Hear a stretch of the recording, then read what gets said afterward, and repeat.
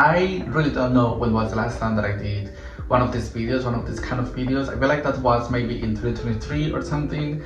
But one of my goals, one of my like New Year resolutions for this channel is to make these videos every month, because it's the best chance for me to talk about non-horror films or films that I just wouldn't give a full review. And in this way, maybe you can discover new films, maybe you can recommend me new films. So this is like kind of space to talk about films in general, of all kinds, of all genres.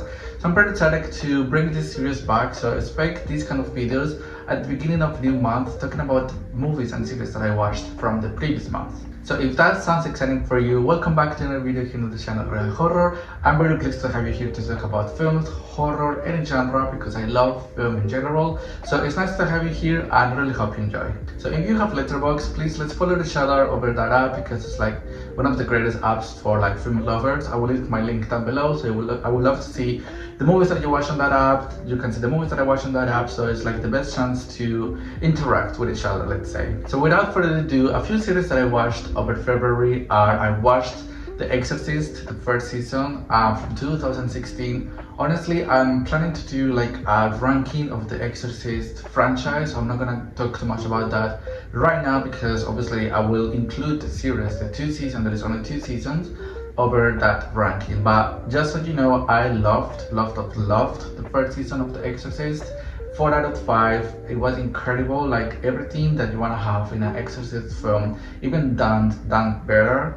You can find that in the first season of The Exorcist. I also watched the spin-off of the Inside Out universe. I forgot the name, but obviously the poster is right here.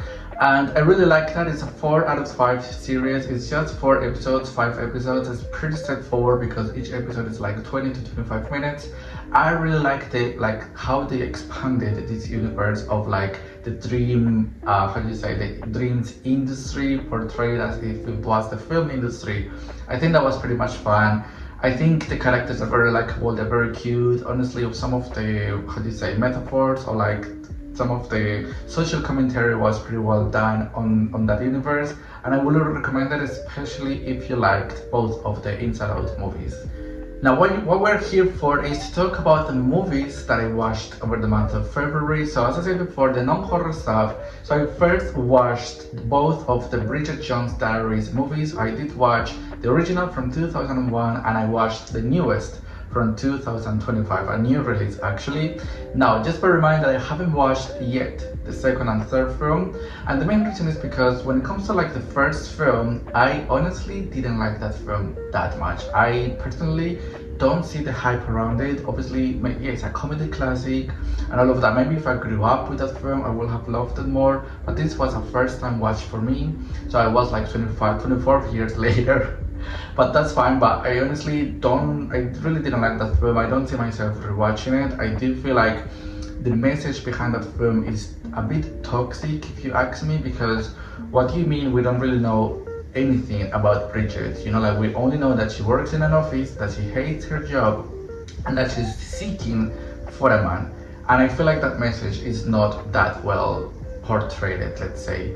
But when it comes to the new film, the newest film in this like franchise, I honestly like that film. I give it 3 stars and a half out of 5, so that's pretty high to be honest. But I did like her character. I loved like her character arc. I feel like she was more relatable, she was more human. I like the concept matter in that film, and I'm excited to watch the second and third film to see what happened between the first and the last film. Like, I'm interested now in Bridget. I also rewatched 1,000 Words from 2012. Honestly, this was a fine rewatch. I don't see myself rewatching it that often because the concept is great and the concept is pretty strong, to be honest, but I feel like the execution is so cheesy, so cartoonish and so comedic. I wish this movie was more serious, because the concept of like being careful with what you say, I feel like that could have worked more on a drama film rather than in a comedy. Speaking of like new watches of non-horror films that I loved, we are gonna talk about The Call from 2013, starring Halle Berry. Now this film, when I tell you, this film gave me anxiety. Like I couldn't stop looking at my screen because I was just so excited to see what was gonna happen next with these characters. So this movie, if you like movies that are about emergency centers, helping like the victims through the phone, I think you will like this film. But this film has a lot of locations, so don't worry. Like, this film does not take place only through the phone. Like, you will see everything on screen, everything that is happening, and I think that's why I was very intrigued. This movie becomes a horror at the end, like the last 20 minutes. So that was pretty cool. I really liked my time. I was pretty not disturbed, but like I was very scared that this happens in real life. So if you like those kind of films, I totally recommend The Call. Talking about like emergency service workers, I also watched Alphabet City from 2023, and this film stars two huge actors in the industry, and I honestly think this movie is underrated. I don't see many people talking about this film at all, and I wish people were doing it more, because I feel like this movie like talks about, or like, I love when films portray like the real like side of popular cities, you know, like in this case New York. Like, this movie is not afraid to show you that New York can also look like that, you know. That's something, for example, Joker did, and that's why I love that movie so much. And in this film we're following two paramedics, and they go through New York doing their job, and you see everything. You see, I don't want to say the dark side of the city, I want to say the real side of the city. Like, this movie is not afraid to show you that New York can be an extremely dangerous place. All kinds of people live there, and I honestly love that this movie just portrayed how hard it is to be a paramedic. So I totally recommend that film. Speaking of like brand new releases of Netflix, I watched Back in Action and Bogota, the City of the Lost, something like that. But Back in Action, fun film, the return of Cameron Diaz into like the film industry, into our screens after like 10 or 11 years. It was fun to see her. The movie is pretty mediocre, it's very predictable, it's boring at some parts. Like, I don't see myself rewatching that film. 3 stars out of 5. But fun, it was fun to see Cameron Diaz. I hope she like stays longer with us. Like, I would love to see her on cinema films.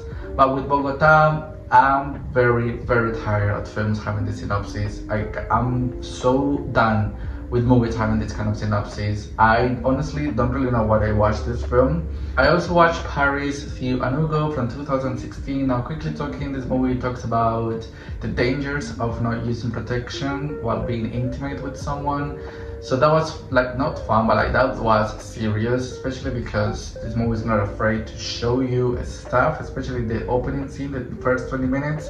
I'm just gonna say, so YouTube doesn't take this video down, just make sure you watch this on your own, maybe with headphones, because this movie is not afraid to show you stuff. And that's all I'm gonna say. Now, because the Oscars are here, and I wish I watched every single film for the Oscars, because obviously the Oscars are like my temple, like my Super Bowl, let's say. But I did watch A Complete Unknown, because obviously this was at the cinemas, and it was on a Dolby Cinema, so obviously it's like kind of the best scenario to watch this kind of movies. I do have to say that I didn't really like this film, to be honest. I was pretty bored, especially because personally I don't know Bob Dylan that much. I've never listened to his music. I've never really learned about him in the music industry. So when I saw that they were gonna do a biopic with Timothy, I was pretty excited, because I was like, okay, I'm gonna learn about this guy, maybe I will get interested in this music. However, A Complete Unknown, for a title that has unknown, the character is pretty popular, and you don't learn anything about this character, that you don't see him struggling, and I'm sure Bob Dylan struggled to be the man that he managed to be, you know. But in that film, I didn't really know. Like, this movie is for the fans and the fans only. I also watched Captain America, the new Marvel film. Again, this is like one of the best products that Marvel has given us for the last couple of years, because it's not a secret that Marvel has not really given us great products for the last couple of years. So I'm glad Captain America gave me the feeling of I'm finally watching a great Marvel film. Like, I've missed the feeling of that. Movie is pretty strong, it's pretty straightforward, like the action sequences are fun, the score is fine. 3 stars and a half out of 5, because obviously it's very predictable, and the movie at certain points is a bit boring because a lot of politics are involved, but nonetheless, and because that movie is too related to Hulk, the first ever Marvel film, I did rewatch Hulk from 2008. Now, when I rewatched this film, I was like, I'm loving this movie so much, and I feel like this movie deserves better. by everyone because this movie gets so much hate when it comes to like ranking Marvel films. I also watched another romantic film called A Moment in the Ritz. Now this is a gay romance. Honestly, I really liked the film. I really liked like the portrayal of isolation or being a queer immigrant, like trying to work somewhere. But I do think the movie forgets about that constantly, and instead it decides to go through the cliches and the typical stuff that we see in this kind of movies. But I'm glad that the characters were likable, that the romance aspect was very attractive, let's say. It's a fun watch, let's say. And like another huge surprise that I got was Sharper from 2023. Now this film, the cast is insane, and I'm not gonna talk too much about this film because it honestly deserves like your viewing. This movie is almost perfect. I gave it 4 stars and a half. Like the plot, I did not see anything coming. The acting was perfect. Honestly, a very underrated film from 2023. I also rewatched Shark 2 because, I don't know, I guess I was feeling down on that day and I just wanted to see one of my favorite childhood movies. And let me just say that I don't watch movies with dubbed language, let's say, because honestly, I love watching movies in the original language. But with the Shark films, I have to make an exception, and I watch these movies with Spanish audio. So, and because it just hits differently, because it just takes me back to like one of my best years of my childhood. So yeah, this is the only franchise that I watched with Spanish audio. Now, are you ready to hear probably the most unpopular opinion of this video? I watched Cruel Intentions from 1999 and I hated this film. I gave it 1 star out of 5. And I don't see the reason why this movie is a classic. I don't see why this movie is loved, because I didn't like it at all. Like, what do you mean this movie is basically about step siblings wanting to have sex between them, and to do that, they are basically the most horrible and toxic people you will ever see on the screen. I didn't enjoy my time watching this, especially because I watched this on an airplane, and let me just say, I was so like annoyed. It felt like a prison to watch this movie on an airplane, so I honestly don't recommend that. I watched This Is What I Leave You, which is like a comedy that I haven't seen before. I gave it 4 stars out of 5. I love when comedies are so well mixed with dramas, and I think this movie is the perfect portrayal of that comedies can be so well written while being a drama film. The cast is insane. The storyline is very entertaining and cute and human, relatable. The dialogues were really, again, relatable, cute. So I really recommend this film if you haven't seen it, especially if you like the cast involved in this film. Another comedy that I watched was Love Hurts. This is a brand new, honestly, straight to the point, fun. The action sequences were amazing, perfect.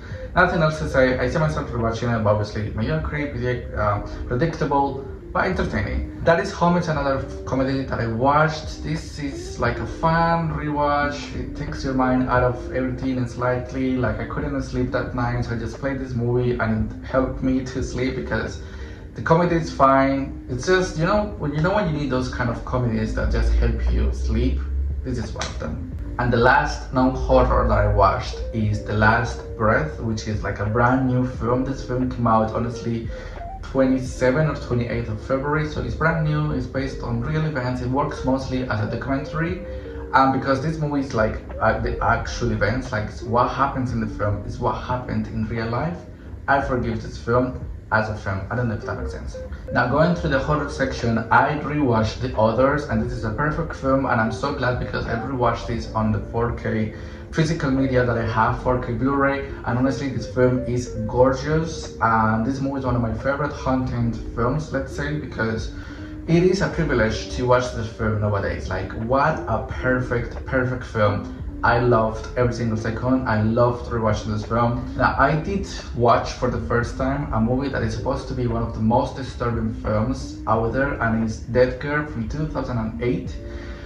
Honestly, I didn't like this film at all. I gave it 2 stars and a half out of 5. I didn't enjoy my time watching this, and it's not because of the disturbing aspect, because honestly, I can handle disturbing stuff until like certain levels, but I feel like Dead Girl didn't cross my limits or like my viewing experience, let's say. I just didn't enjoy this because this movie doesn't offer anything. Like, this movie is trying to go to the disturbing elements in the horror genre, But the movie doesn't really have any kind of build-up, any kind of climax. It's just disturbing for the sake of being disturbing, you know? Because, for example, obviously I'm not gonna compare it, but if we talk about Martyrs, that movie is hella disturbing. It's still one of the most disturbing films I've ever seen, and that movie has a lot of like build-up, storyline, like, you know, it's a whole film, it's a whole package. But Dead Girl is just, it was just torture out of nowhere for no reason. But don't listen to me, because my boyfriend, he really liked the film. He gave it 4 stars out of 5 because it really got to his skin. So I watched the film and let me know how do you feel about it. For the first time, I also watched Hard Candy with Patrick Wilson. This film honestly took me places. This film was even, I could say, maybe more disturbing than Dead Girl, because the concept matter in Hard Candy was insane. Like, wow, like that film, the screenplay, the script, it was incredible. The performances from like our both actors was insane. You know, like, what do you mean? I really like that film. It's a one-time watch for me because I don't really see myself watching this film again, but pretty fun. Not fun, but like pretty entertaining when it comes to like being a horror film, let's say. I also rewatched Alien Romulus for the first time on 4K, so that's amazing. I really liked this film. And also, spoiler alert, because in the next couple of weeks I will be releasing my top 10 or top 15 home invasion horror films. So over the month of February, I watched like a lot of like home invasion films. I rewatched some of them, but I watched some of them for the first time ever. So I'm not gonna talk about all of the home invasions that I watched, because obviously I will talk about them in my list. But I will do mention films, home invasion films, that will not make that video because of how bad they were.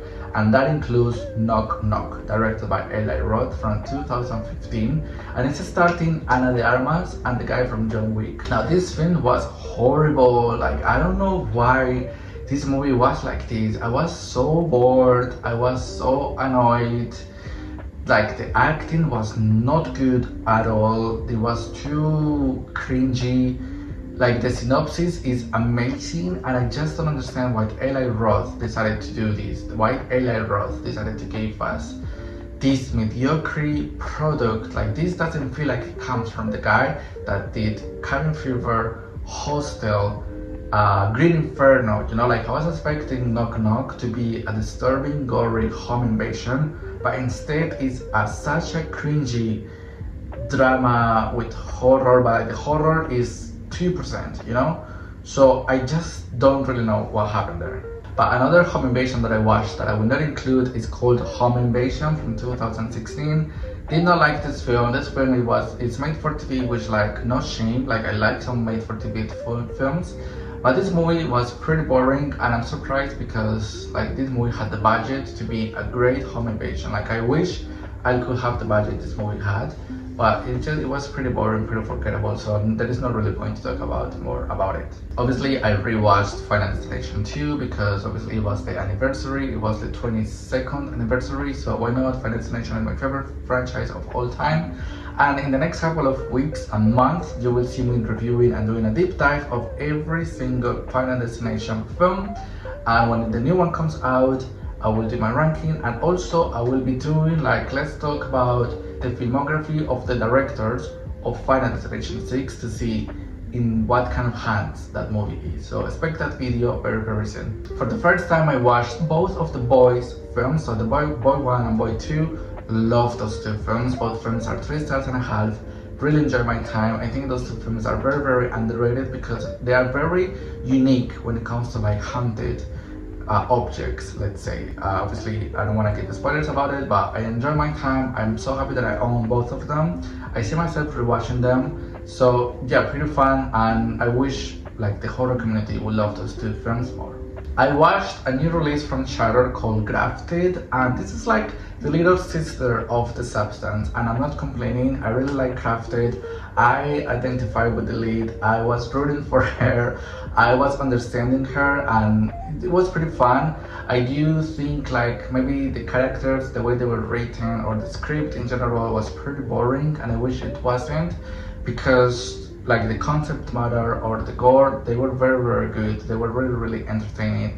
I just wish the script or the storyline, the way it was written, was better, because I found myself being pretty bored, or maybe in the middle act, but still at 3 stars and a half out of 5. For the first time, I watched a found footage film called The Last Exorcism from 2011, I believe.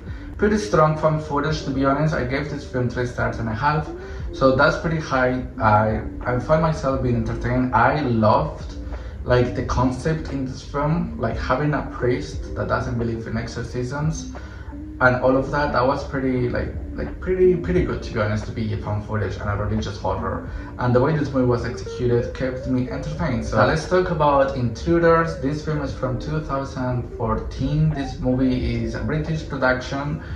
If you like films like The Boogeyman, or if you like films that are about an entity haunting a house, that kind of stuff, I would really recommend this film. It was pretty entertaining. I was obsessed with it. I love this kind of horror. It was not cheesy, so I don't expect something that, it has some cheesy elements, but it's not that much. So I really recommend it. I think the concept matter was fun. Some of the plot twists, I did not see them coming. So this is a pretty underrated film because I don't see many people talking about it.